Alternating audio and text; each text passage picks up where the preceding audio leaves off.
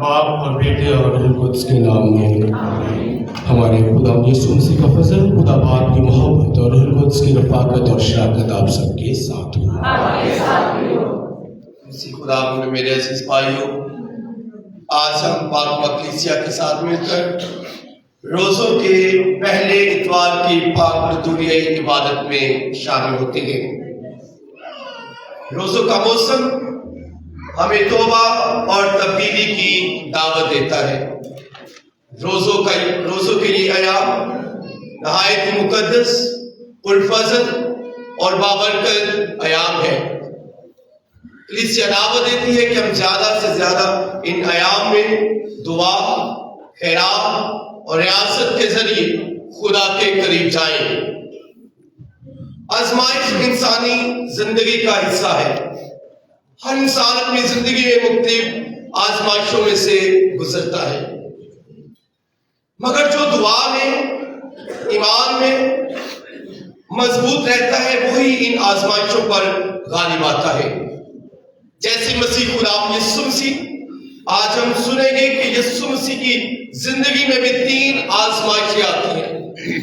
ये खुदा यीशु मसीह खुदा का कलमा है, वो ईमान में मजबूत रहे, दुआ में मुस्तगरक रहा और खुदा के साथ राब्ते में रहा और यूं आजमाइशों पर गालिब आता है। आए रोज़ों के इन अयाम में हम भी मसीह यीशु की तरह अपनी जिंदगी में ज्यादा से ज्यादा दुआ में मजबूत रहें। खुदा यीशु मसीह ने यह भी कहा, जागते रहो ताकि आजमाइश में ना हो। आए आज खुदा से दुआ करें, खुदा हम सबको बरकत दे। रोज़ों के इन अयाम में हमें दुआ में, खैरात और नेकी के कामों में बढ़ने का फजल अता करे, ताकि खुदा के साथ अपना रिश्ता मजबूत रखते हुए हम हर आजमाइश पर गालिब आ सकें। आए अपने गुनहगार होने का इकरार करें ताकि वाजिब लायक तौर पर आज की सक़दस कुर्बानी में शामिल हो सके। मैं कादिर मुतलक खुदा और आप सबके सामने इकरार करता हूँ कि मैंने अपने ख्यालों, बातों, कामों, नीज़ अपने से बेशुमार गुनाह किए हैं। इसलिए मैं मुकद्दस हमेशा कमाई सब फरिश्तों और मुकद्दसों और आप सबसे भी इल्तिमास करता हूँ कि खुदा हमारे खुदा से मेरे लिए दुआ करें। कादिर मुतलक खुदा बाप हम पर रहम फरमाए, हमारे गुनाहों को माफ़ करे और हमें हमेशा की ज़िंदगी में दाखिल करे।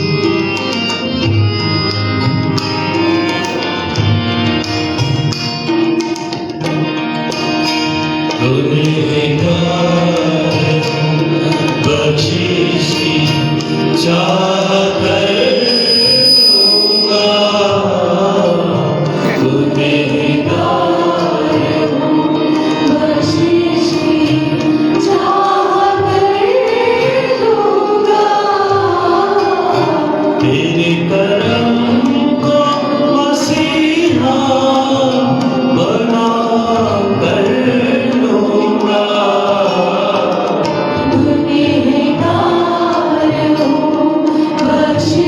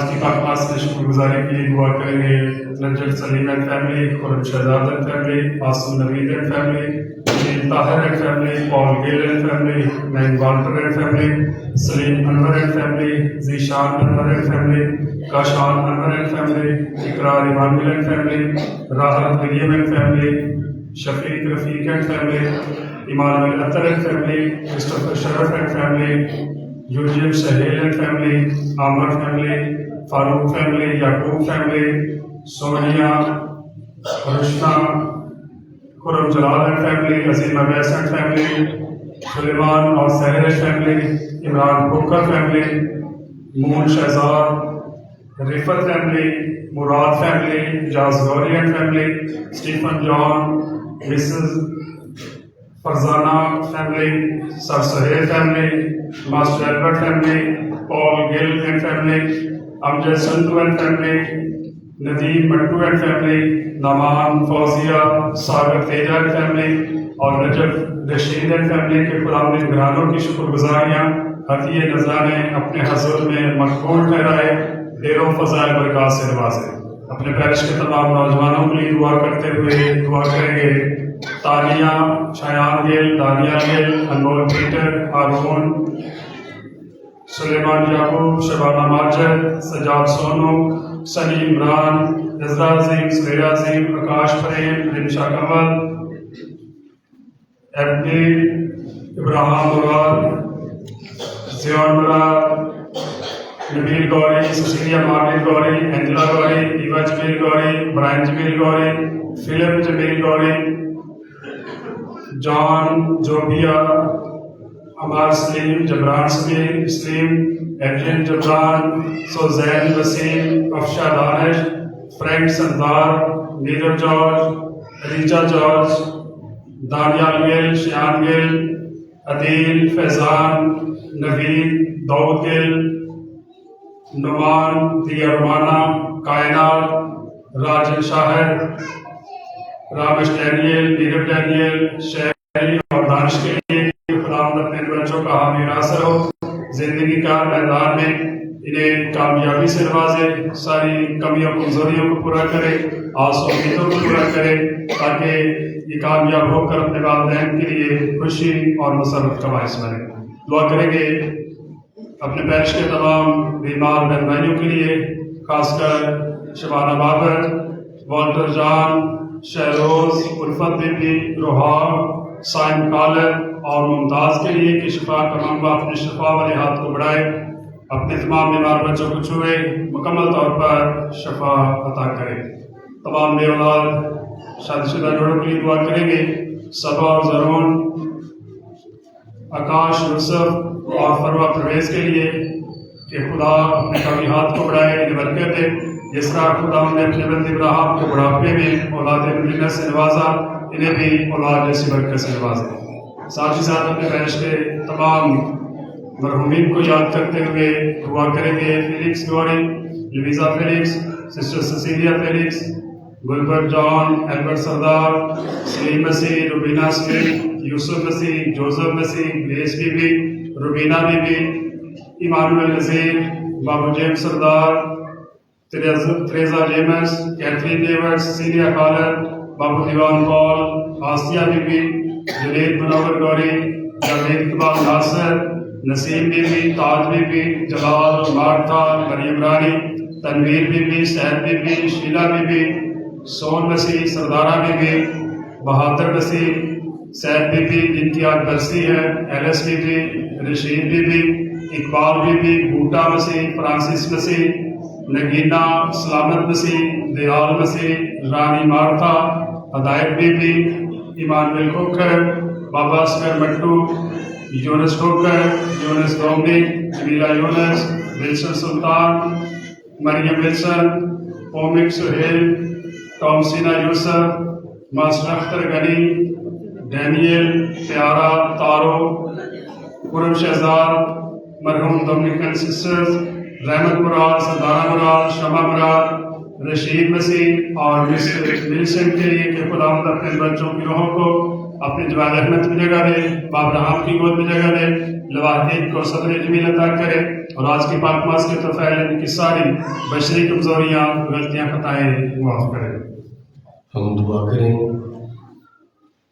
एक आदर आसमानी बाप अनायत करके हम इन 40 दिनों की सालाना इबादत को अपनी रूहानी तब्दीली का निशान मानते हुए मसीह की मौत और जीतने के भेद का इल्म हासिल करें और लायक जिंदगी से इसका फल जाहिर करें।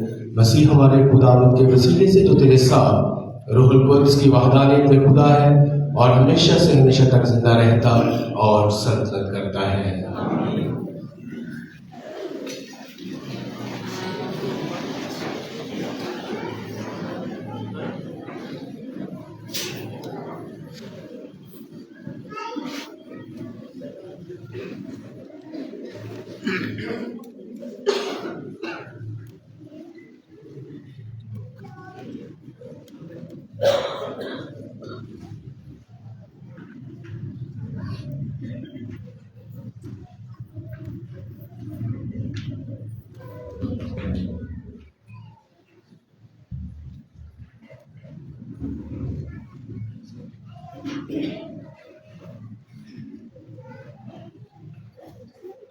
तकलीफ और हमारे वालिदैन का गुनाह। हमारे लिए आज की पहली तिलावत तकवीन की किताब उसका दूसरा बाब उसकी 7 से 9वीं आयत और फिर उसका तीसरा बाब उसकी पहली 7 आयत।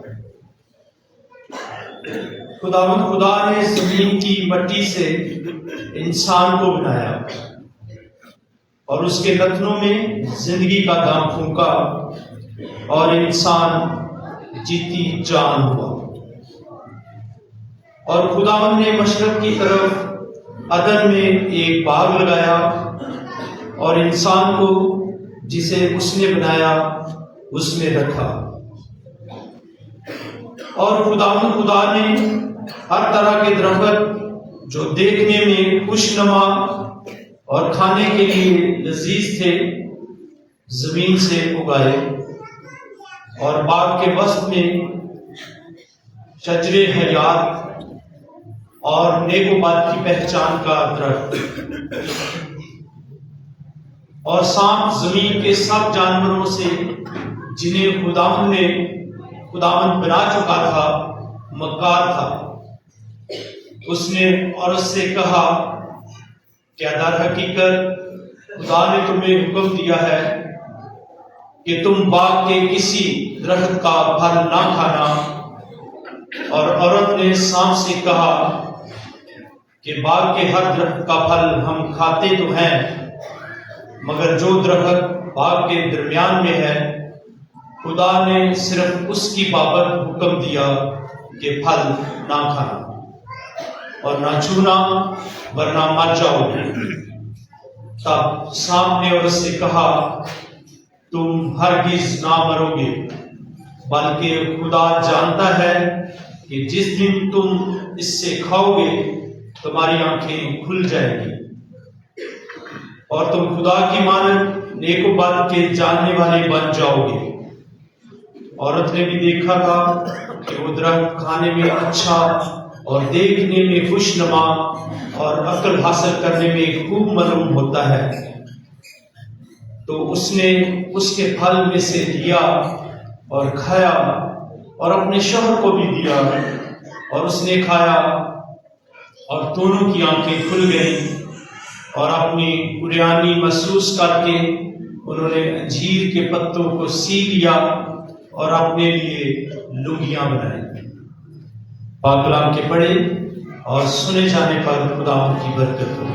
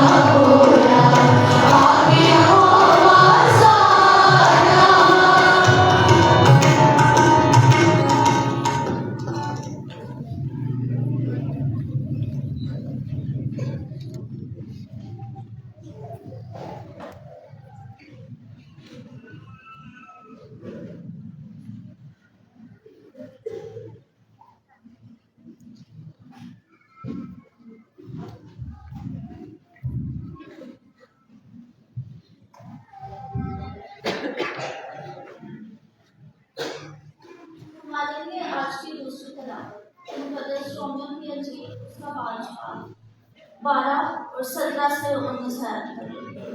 ऐ भाइयों, जिस तरह एक आदमी के वसीला से गुनाह ने इस दुनिया में दखल पाया और गुनाह के सबब मौत ने, और इस तरह मौत सब आदमियों में फैल गई, इसलिए कि सब ने गुनाह किया, क्योंकि जब एक ही की खता के सबब से मौत ने इसी एक ही के वसीला से सल्तनत की है, तो जो लोग फजल और सदाकत की नेमत अपराध से पाते हैं वो एक ही के यानी यीशु मसीह के वसीला से हयात में कितनी ज़्यादा सल्तनत करेंगे।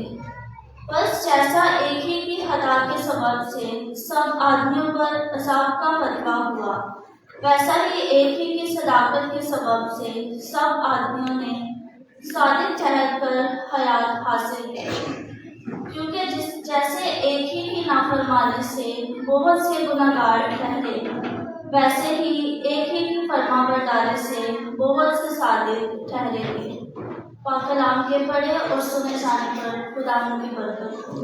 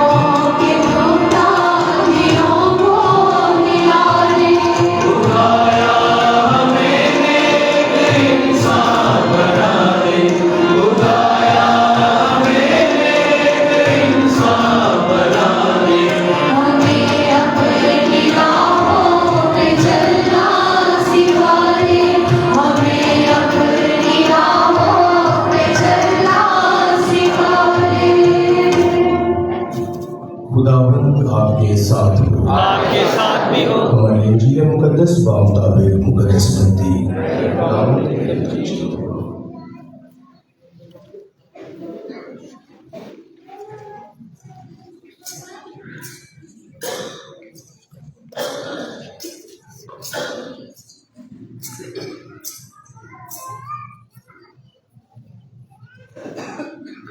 उसके चौथे बाब में से उस वक्त यीशु रूह से बियाबान में लाया गया ताकि शैतान उसे आजमाए اور جب 40 دن اور 40 رات کا روزہ رکھ چکا تو آخر کا بھوکا ہوا۔ تب آزمائش کرنے والے نے اس کے پاس آ کر کہا، اگر تو خدا کا بیٹا ہے تو کہہ کہ یہ پتھر روٹیاں بن جائیں۔ اس نے جواب میں کہا، لکھا ہے کہ انسان صرف روٹی ہی سے نہیں جیتا بلکہ ہر ایک کلمے سے جو خدا کے منہ سے نکلتا ہے۔ تب شیطان اسے مقدس شہر میں لے گیا اور ہیکل کے کنویں پر کھڑا کر کے اسے کہا، اگر تو خدا کا بیٹا ہے تو اپنے آپ کو نیچے گرا دے، کیونکہ لکھا ہے اس نے اپنے فرشتوں کو تیری بابت حکم دیا ہے اور وہ تجھے ہاتھوں پر اٹھا لیں گے، ایسا نہ ہو کہ تیرے پاؤں کو کسی پتھر سے چوٹ لگ جائے۔ یسوع نے اسے کہا، یہ بھی لکھا ہے کہ تو خداوند اپنے خدا کو مت آزما۔ پھر شیطان اسے ایک بڑے اونچے پہاڑ پر لے گیا اور دنیا کی سب مملکتیں اور ان کی شان و شوکت اسے دکھائی اور اسے کہا، اگر تو گر کر مجھے سجدہ کرے تو یہ سب کچھ تجھے دوں گا۔ تب یسوع نے اسے کہا، اے شیطان دور ہو، کیونکہ لکھا ہے کہ تو خداوند اپنے خدا کو سجدہ کر اور صرف اسی کی عبادت کر۔ تب شیطان اسے چھوڑ کر چلا گیا اور دیکھو فرشتوں نے آ کر اس کی خدمت کی۔ پاک انجیل کے وسیلہ سے ہم سب کی خطائیں معاف کی جائیں۔ تشریف رکھیں۔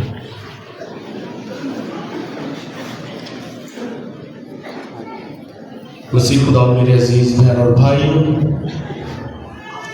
آج ہم روزوں کے دوران پہلے اتوار کی لتھوری عبادت میں شامل ہیں اور آج کی تلاوتوں کا لب لباب مرکزی نقطہ جو ہے وہ آزمائش کے گرد گھومتا ہے۔ آزمائش زندگی کا حصہ ہے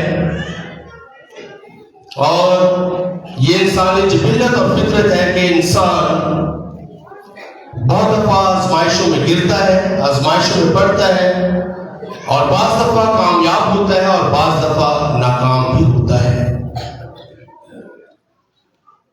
جب آج کی تلاوتوں پر ہم غور و فکر کرتے ہیں تو ہم دیکھتے ہیں کہ ایک تقابلی جائزہ ہے پہلی تلاوت میں بھی اور انجیل مقدس میں بھی۔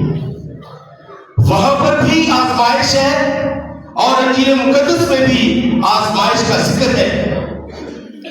پہلی تلاوت میں ہم دیکھتے ہیں کہ پہلا آدم آزمائش میں پورا نہیں اترتا بلکہ آزمائش میں گر جاتا ہے، ناکام ہو جاتا ہے، ہار جاتا ہے، لیکن دوسری طرف مسیح خداوند جسے دوسرا آدم کہا جاتا ہے وہ فتح مند ہوتا ہے، وہ کامیاب ہوتا ہے اور آزمائش پر فتح یابی حاصل کرتا ہے۔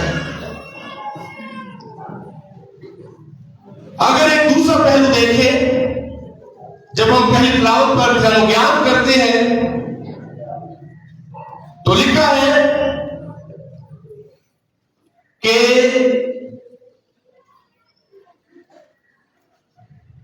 جب آدم اور حوا سے سانپ جو کہ مکار کے لفظ بائبل مقدس کے ہیں، اس نے کہا کہ تم خدا کی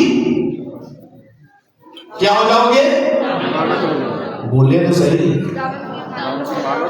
خدا کی مانند ہو جاؤ گے، خدا کے برابر ہو جاؤ گے۔ اور یہ برابری کی سطح، یہ پہلی خواہش، یہ انسانی جبلت اور انسانی خواہش ہے کہ انسان برابری پر آنا چاہتا ہے۔ اور برابری کس کی؟ خدا کی برابری، یعنی خالق کی برابری۔ انسان یہ بات اکثر بھول جاتا ہے، نظر انداز کر دیتا ہے کہ میں مخلوق ہوں اور وہ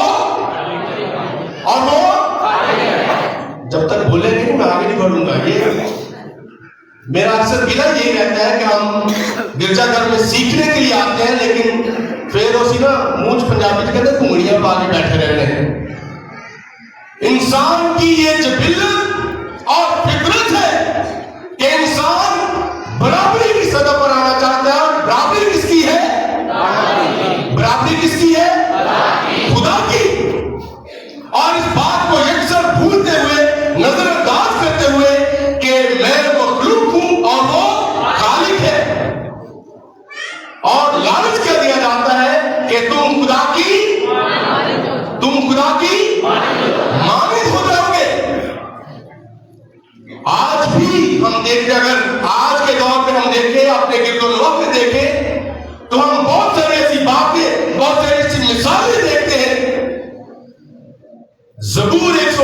لکھا ہے تیرا کلام میرے قدموں کے لیے چراغ اور میری راہ کے لیے روشنی ہے. لیکن افسوس، صد افسوس کہ ہم خدا کے پاک کلام پر بھی بحث کرنا اپنا حق اور اپنا فرض سمجھتے ہیں، جس کے لیے لکھا ہے کہ تیرا کلام میرے قدموں کے لیے چراغ اور میری راہ کے لیے روشنی ہے. یہ بھی برابری کی ایک سطح ہے کہ ہم خدا سے زیادہ معذرت کے ساتھ بہت دفعہ ہم اپنے آپ کو کل سمجھنے لگتے ہیں اور ہم بھی ایسی آزمائشوں کا حصہ بن جاتے ہیں. ہم بھی ایسی آزمائشوں میں گر جاتے ہیں اور ہم بھی اپنے آپ کو کل سمجھنا شروع کر دیتے ہیں. انہیں بھی کہا گیا تھا کہ تم خدا کی مانند ہو جاؤ اور پھر کہ تم ہرگز نہ مرو گے اور تمہاری آنکھیں کھل جائیں گی. یعنی نیک و بد کی پہچان اور ہر طرح کا لالچ جو ہے آدم اور ہوا کو دیا گیا اور آدم اور ہوا نے شیطان کے بہکاوے میں آ کر اس پھل کو کھایا. یعنی آزمائش پر پورا نہیں اترے اور لکھا ہے کہ خدا نے آزاد مرضی بھی دی ہے.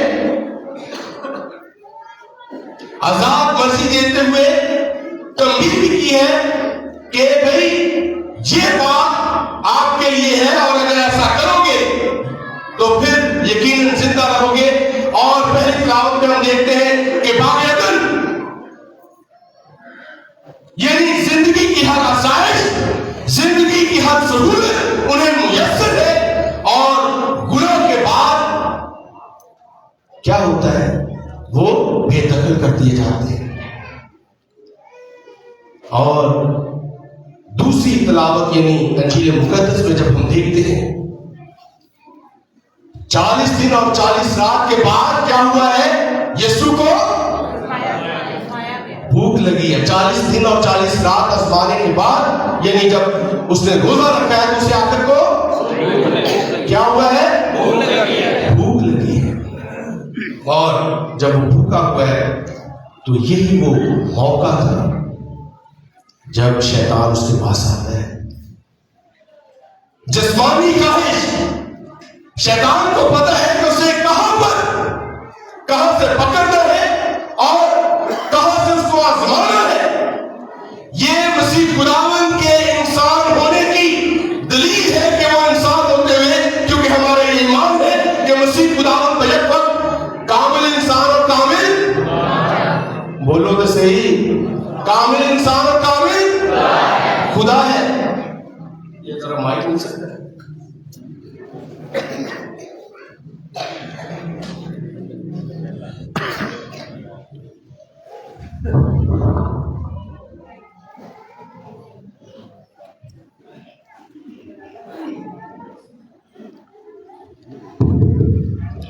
مسیح خداوند بیک وقت کامل انسان اور کامل خدا ہے اور انسان ہوتے ہوئے اسے آخر کو بھوک لگی اور شیطان اس کے آ کر کہتا ہے کہ اگر تو خدا کا بیٹا ہے تو فرما کہ یہ پتھر روٹیاں بن جائے.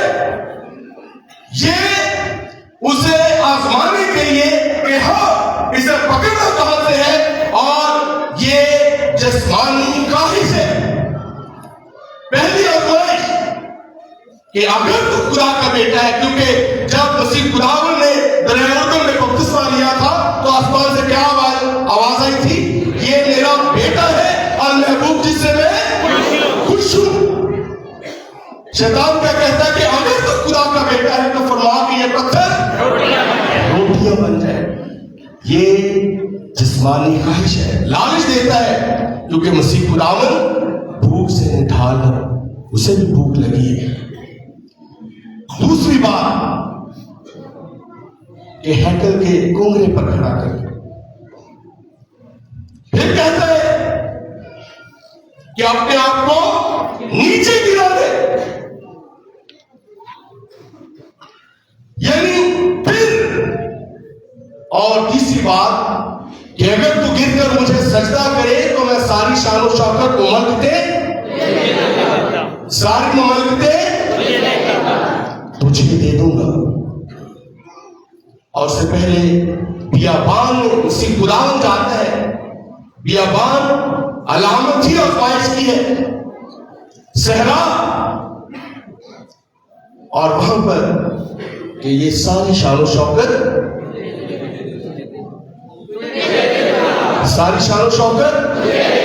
تجھے دے دوں گا. اور یہ اقتدار اور طاقت کا نشہ ہے. آج بھی ہم دیکھتے ہیں کہ ہر دوسرا انسان جو ہے وہ طاقت اور اقتدار کے پیچھے بھاگتا ہے، لیکن مسیح خداوند ان ساری باتوں کو رد کرتا ہے، کیونکہ اسے پتہ ہے کہ اس کی منزل کیا ہے. اس کی منزل ہے راہ کلوری. اس نے کلوری کا سفر کرنا ہے، اور اسے پتہ ہے کہ باپ نے اسے کس مقصد اور اس مشن کے تحت اس دنیا میں بھیجا ہے. اور شیطان ایڑی چوٹی کا زور لگاتا ہے کہ اسے اس کی منزل سے بھٹکا دے. لیکن مسیح خداوند اپنی اس ارادے میں پختہ، مضبوط اور مصمم ارادہ رکھتا ہے. کیوں؟ اسے پتہ ہے اور شیطان کو بھی پتہ ہے کہ اگر یہ راہ کلوری کا سفر کر گیا تو یقیناً بنی نوع انسان کی نجات پکی ہے. اس میں کوئی دو رائے نہیں ہے. اور شیطان ہر طرح سے خدا کو آزماتا ہے. اور آج اگر ہم دیکھیں تو ہم بھی بہت دفعہ آزمائے جاتے ہیں، وہ چاہے میں ہوں یا آپ ہیں. بڑی آزمائش میں دیکھ لو کہ چپ کر کے بیٹھے رہنا، جواب نہیں دینا، تو انہیں کہنا کہ اسی گرجے خدا نال ہم کلام ہوتا ہے، اسی سیکھنے جانے ہیں. لیکن گرجے آ کے بھی نہ اسی اپنے اس وقت جو نکلنا نہیں ہے صاحب جو یہ بھی آزمائش ہے کہ جی فاروق بولتا رہے، جواب نہیں دینا، تو بات آ کے گلا بھی کرنی آنے کہ فادر نے کیا کہتا ہے، فادر نے کیا کہتا ہے. یہ بھی آزمائشوں کا حصہ ہے. بہت دفعہ انسان ہوتے ہوئے ہم بھی آزمائے جاتے ہیں، وہ چاہے میں ہوں یا آپ ہے، وہ چاہے خاندانی زندگی ہے، چاہے رہبانہ زندگی ہے، چاہے معاشرتی زندگی ہے، ہم بھی آزمائے جاتے ہیں. اور دیکھیں کہ ہمارے لیے قابل تقلید نمونہ کون ہے. ہمارے لیے قابل تقلید نمونہ مسیح خداوند کی ذات ہے. وہ بھی آزمایا گیا، وہ بھی آزمایا گیا، لیکن اس نے کسی قسم کا سمجھوتا نہیں کیا، بلکہ وہ اپنے فیصلے پر کاربند رہا. اور اس لیے کاربند رہا تاکہ میں اور آپ ہمیشہ کی زندگی پائے. کیونکہ بائبل مقدس میں لکھا ہے خدا نے دنیا سے ایسی محبت رکھی کہ اس نے اپنا اکلوتا بیٹا بخش دیا تاکہ جو کوئی اس پر ایمان لائے ہلاک نہ ہو بلکہ ہمیشہ کی زندگی پائے. اور ہمیشہ کی زندگی دینے کے لیے مسیح خداوند ان آزمائشوں سے گزرتا ہے اور ان آزمائشوں پر پورا اترتا ہے. اور آج ہم دیکھتے ہیں بہت دفعہ ہم بھی جسمانی خواہشوں سے بھی گزرتے ہیں، نفسانی خواہشوں سے بھی گزرتے ہیں، اور پھر اقتدار اور دولت اور طاقت کی ہوس اور لالچ بھی ہم نے بدرجہ اتم پائی کر دیا. کیوں؟ کیونکہ ہم روحانی طور پر کمزور پڑ جاتے ہیں. روحانی طور پر کمزور کیوں پڑتے ہیں؟ کیونکہ ہمارا خدا کے ساتھ تعلق اور رشتہ کمزور پڑ جاتا ہے، اس لیے کہ ہم دعا میں نہیں ٹھہرتے، ہم دعا نہیں کرتے، اور نہ ہی ہم خدا کے ساتھ اپنا وقت گزارتے ہیں. بہت دفعہ ہم فرض سمجھ کر آتے ہیں، چلو جی گرجے ٹوٹ جائیے، منہ کھائیے، فادر جی ہوں، بہو جی ہوں، سسٹر جی ہوں. یہ ایک طلب حقیقت ہے.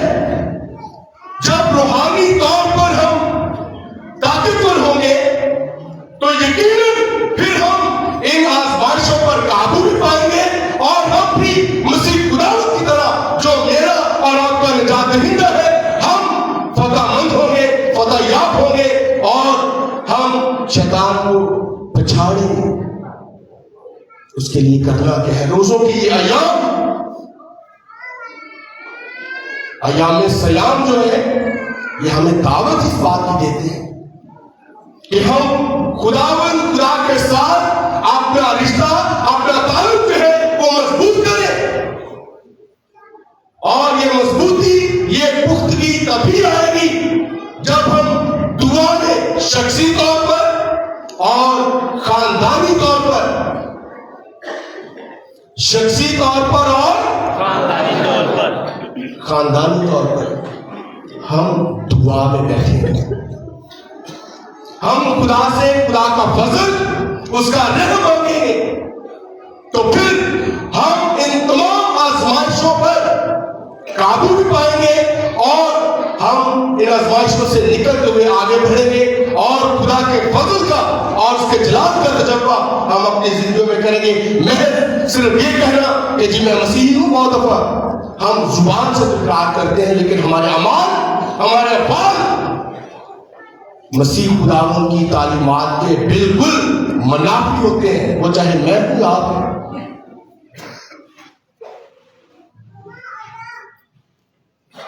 वो चाहे मैं हूं आप हैं, हम मसीह खुदावंद की तालीमात के मुनाफी काम करते हैं और जुबान से इकरार करते हैं कि मैं मसीही हूं। और एक और बड़ा रवाज चल निकला है, मैं जी दूधा बपतिस्मा ले ले, मैं जी गोता ले ले, मैं जी कर ले, मैं जी कर ले। तो फिर जिन्हें मर्जी गोते ले लो। पौलुस रसूल कहते हैं कि बपतिस्मा एक ही है। इस बात में फिर कभी बात करेंगे, लेकिन जिस बात की तरफ मैं लाना चाह रहा हूं, अगर हमारे अमाल, हमारा किरदार, हमारा रहन सहन, हमारा चाल चलन मसीह खुदावंद की तालीमात के मुताबिक नहीं है, तो फिर हम कुछ नहीं, हम महज नाम के मसीही हैं। फिर हम आजमाइशों में भी गिरेंगे और फिर बहुत दफा हम गिले शिकवे करते हुए दिखाई देते हैं। फिर हमारी जिंदगियों में गिले शिकवे ही रहेंगे। और आए हम देखें इंफरादी तौर पर, ज़ाती तौर पर, शख्सी तौर पर कि मेरी जिंदगी की आजमाइशें क्या है। महज भूखा रह लेना रोजा नहीं है। जुम्मे वाले दिन भी मैं ये बात कर रहा था कि महज भूखा रहना रोजा नहीं है।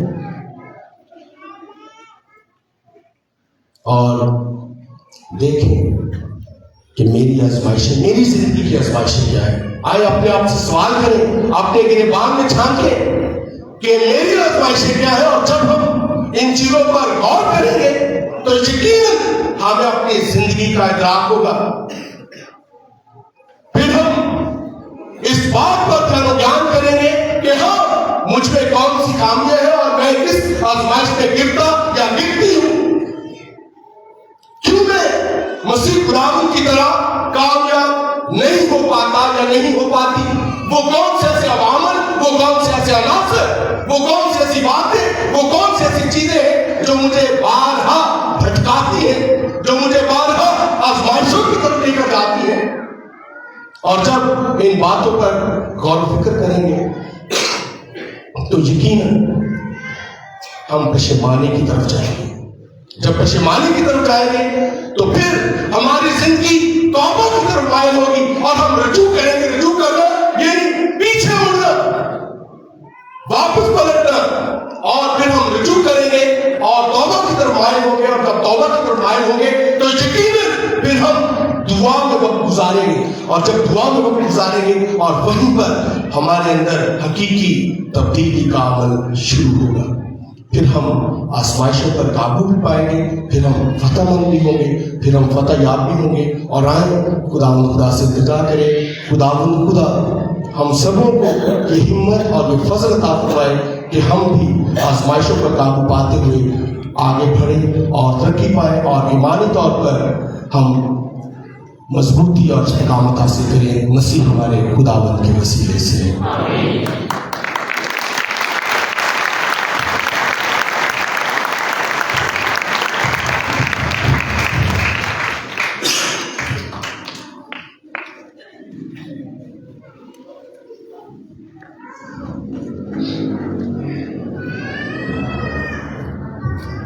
अजीज़ों, हम सब खड़े होकर अपने ईमान का इकरार करें। रसूलों का अकीदा, मैं मानता हूँ खुदा का एक बाप पर जो आसमान और ज़मीन का खालिक है, और यीशु मसीह पर जो उसका इकलौता बेटा हमारा खुदावंद है, और रूह कुद्स की कुदरत से पेट में पड़ा, हमारी मरियम से पैदा हुआ, उससे पहले दूध उठाया, मसलूब किया गया, मर गया, दफन किया गया, और तीसरे रोज मुर्दों में से जी उठा, आसमान पर चढ़ गया, खुदा का बाप के दाहिने हाथ बैठा है, वहाँ से सब और मुर्दों की अदालत के लिए आने वाला है।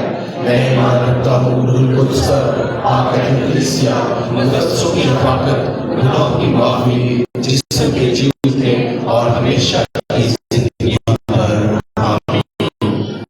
अजीज़ों, अभी वक्त है कि हम अपनी से नजात दुआएं खुदा के हुज़ूर पेश करें।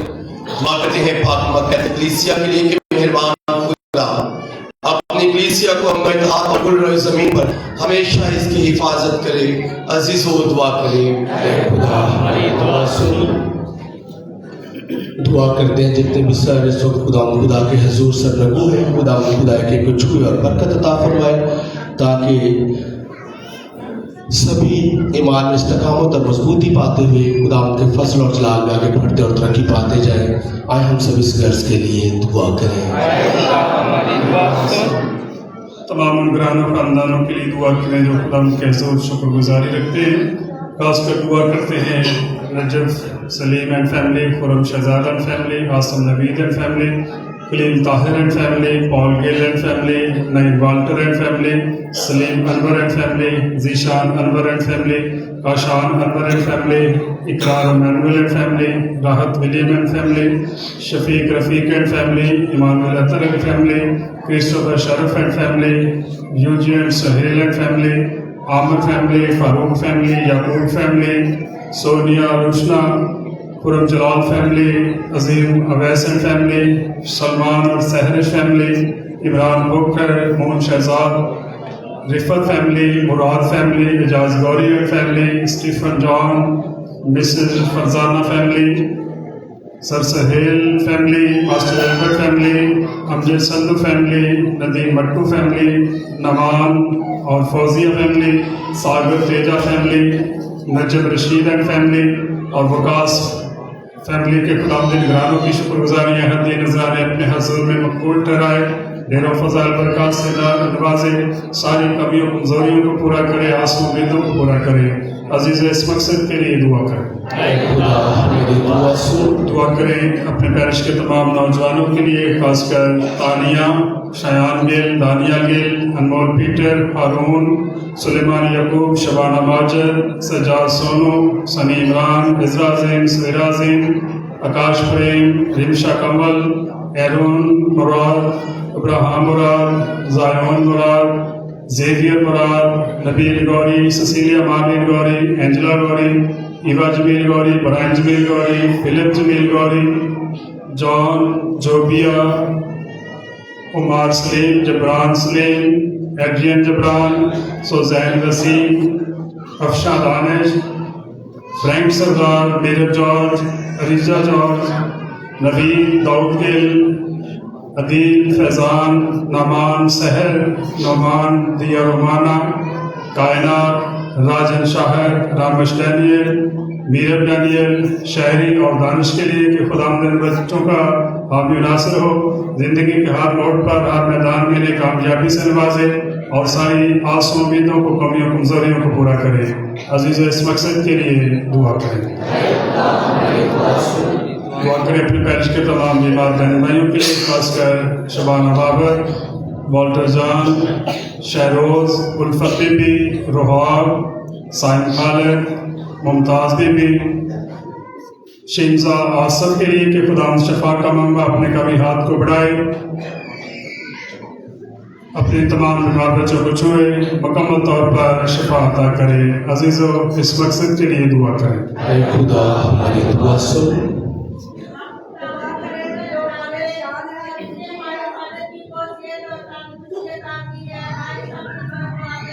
اے خدا ہماری دعا سن،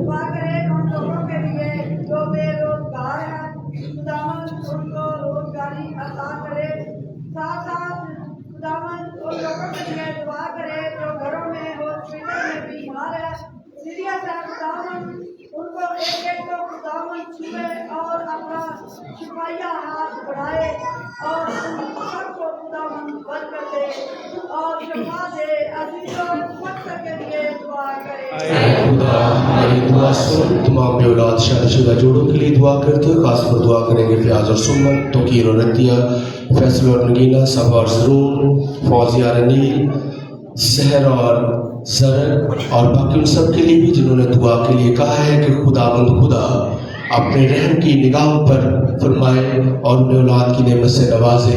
ہم سب اس غرض کے لیے دعا کریں۔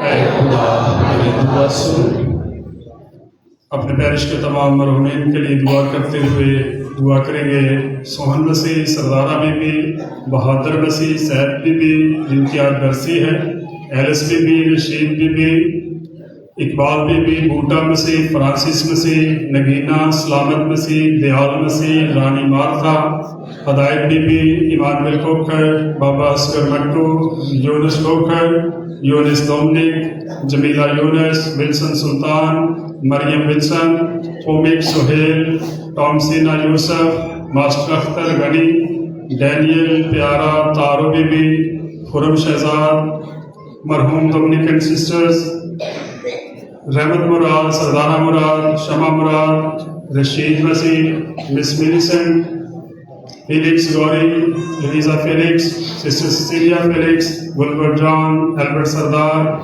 سلیم مسیح، روبینہ سلیم، یوسف مسیح، جوزف مسیح، grease be be, Rubina be be, Emmanuel Nazir, Babu James Sardar, تریزا James, Catherine David, سیسیلیا خالد، بابو دیوان پال، Asiya be be, Junaid Munawar Gauri, Javed Iqbal Nasir, Naseem be be, تاج مسیح، جلال، Martha, Maryam Rani, Tanveer be be, Syed be be اور شیلا بی بی کے لیے کہ خداوند اپنے بچوں کی روحوں کو اپنی جوار رحمت کی جگہ دے، ابراہم کی گود میں جگہ دے، لواحقین کو صبر جمیل عطا کرے اور آج کی پاک ماس کے طفیل ان کی ساری بشری کمزوریاں، غلطیاں، خطائیں معاف کرے۔ عزیز اس مقصد کے لیے دعا کریں۔ اے قادر مطلب اور ربی خدا، ہم تیرے بچوں نے جو دعائیں بڑے ایمان بھروسے سے تیری حضوری میں پیش کی ہیں، رحم فرما کر ہماری سب دعا کو سن اور بخش دے کہ ان کا اثر ہم تک پہنچے، مسیح خدا ان کی وسیلہ سے۔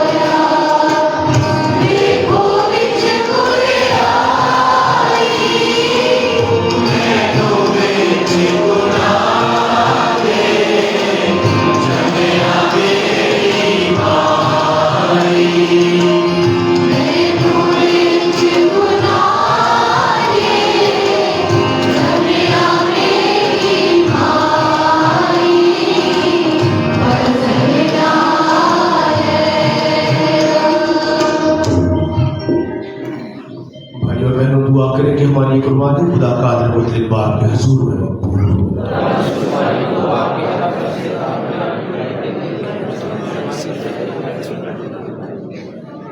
ऐ मेहरबान खुदा, हम मकबूलियत के इन दिनों की काबिल ताज़ीम रस्में इस कुर्बानी के साथ शुरू करते हैं। बख्शिए कि हम इसके मुआफिक मुनासिब तौर पर अपने आप को तब्दील करें।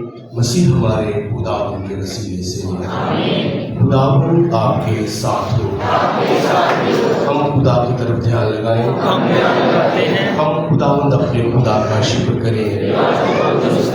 ये वाक़ई वाजिब और है मुनासिब है। कुद्दूस बाप ने हर वक्त और हर जगह तेरे प्यारे बेटे के वसीले से तेरा शुक्र अदा करें। उसने 40 रोजे रखकर इस दीनी रिवाज की बुनियाद डाली और पुराने मुखालिफ यानी शैतान की आजमाइशों पर फतह पाकर हमें बरगलाने वाली बदियों का मुकाबला करना सिखाया, ताकि हम पाक दिलों के साथ पाशका का भेद बनाकर दायमी पाशका में शिरकत हासिल करें। इसलिए हम फरिश्तों और मुकद्दसों के ग्रोहों के साथ मिलकर लगातार ये कहते हुए तेरी हम सराई करते हैं।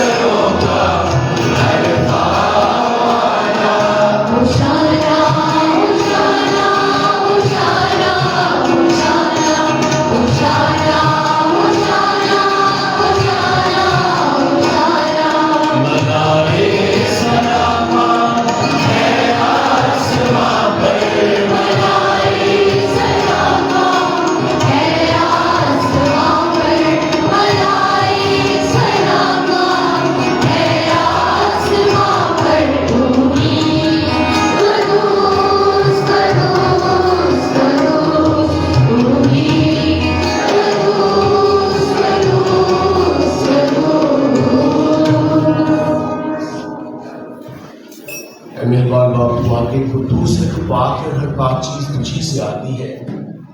हमारे रब ने इन बच्चों की दुआएं कबूल कर पाक रूह को भेज ताकि नजराने पाक और मुतबरक हों और हमारे खुदा यीशु मसीह का बदन और खून बने।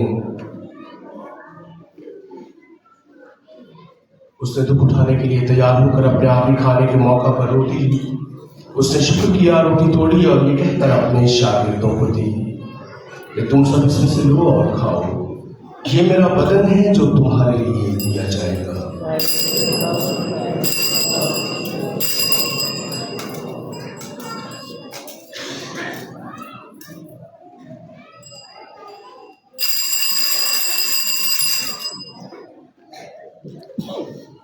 اسی طرح اس نے کھانے کے بعد کا پیالہ بھول لیا. اس نے دوبارہ شکر کیا اور یہ کہہ کر پیالہ اپنے شاگردوں کو دیا کہ تم سب اس میں سے لو اور پیو, نئے اور اپنے عہد میں یہ میرے خون کا پیالہ ہے جو تمہارے بلکہ بہت سے لوگوں کے گناہوں کی معافی کے لیے بہایا جائے گا. میری یاد میں یہ کیا کرو.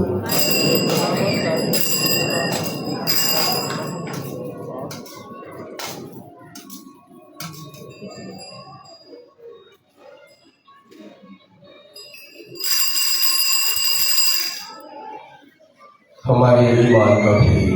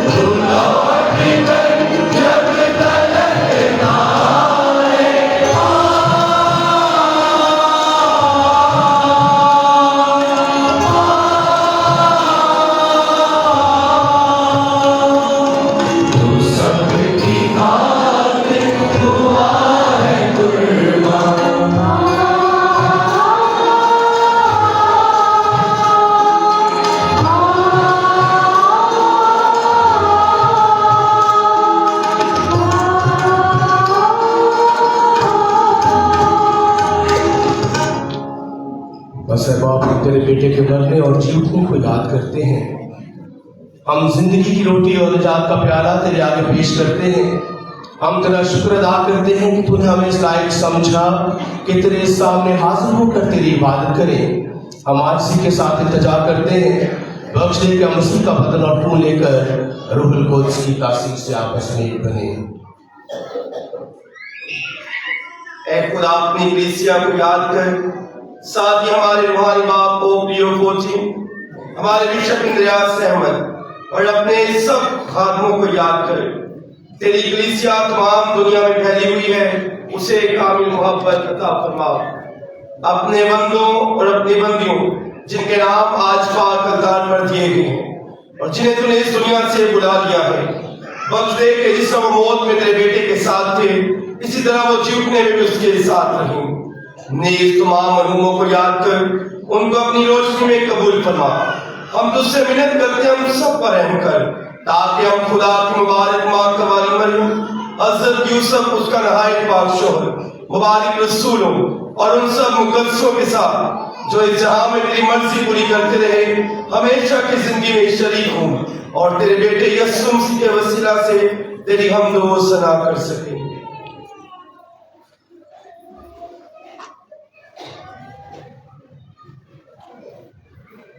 اسی کے ذریعے, اسی کے ساتھ اور اسی میں تجھ کا نور خدا پاک کو روح القدس کی وحدانیت میں کامل عزت اور تعظیم شایان ہے ہمیشہ سے ہمیشہ تک. आए अपने जाने वाले से हदायत पाकर पूरे भरोसे के साथ वही दुआ करें जो खुदावंद हमारे खुदा ने हमें सिखाई है। ऐ हमारे बाप जो आसमान पर है, तेरा नाम पाक माना जाए, तेरी बादशाही आए, तेरी मर्जी जैसे आसमान पर पूरी होती है जमीन पर भी हो।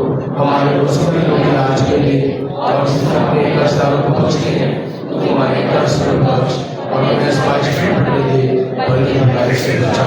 आमीन। ऐ खुदा हम तुझसे मिन्नत करते हैं हमें सब बदियों से बचा, इन दिनों में सलामती बख्श ताकि हम तेरी शफ़क़त की तौफीक से अपने मुबारक उम्मीद के पूरे होने और मसीह के आने का इंतज़ार करते हुए हर वक्त गुनाहों से आज़ाद और मुसीबत से महफूज रहें। ऐ खुदा यीशु मसीह ने अपने रसूलों से कहा कि मैं तुम्हारे पास सलामती छोड़े जाता हूँ, मैं अपनी सलामती तुम्हें देता हूँ।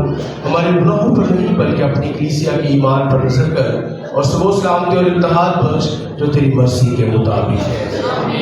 खुदावंद की सलामती हर वक्त आप सबके साथ हो। ऐसी सलामती हमें एक दूसरे को पेश करें।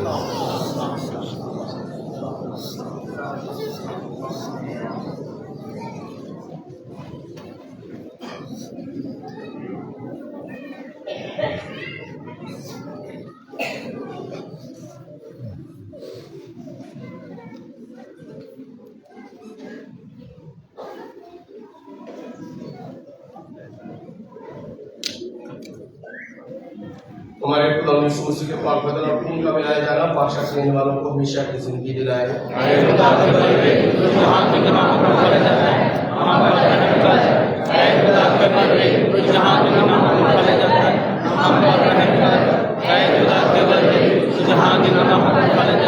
हमें शांति इनायत कर।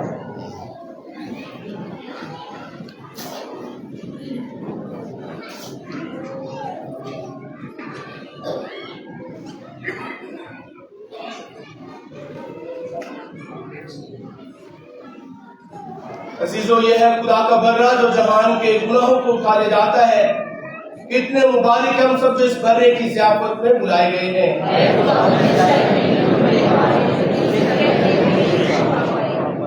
उसी का बदन और खून हमें हमेशा की जिंदगी के लिए महफूज रखे।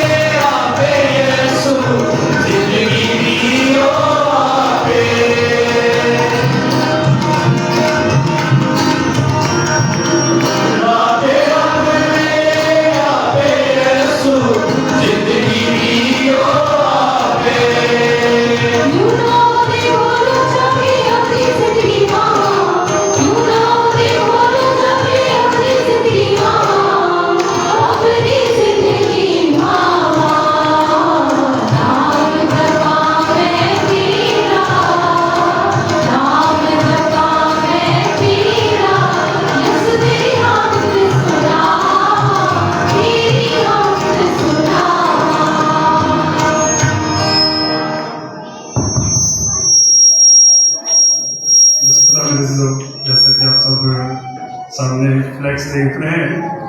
तो हर साल की तरह इन रोज़ों में भी बाइबल रीडिंग का अहतमाम किया गया है। तो खुदा के पाक कलाम में हमने रात के वक्त के दिन ही सुना कि ये कबूलियत के दिन है, ये नजात के दिन है।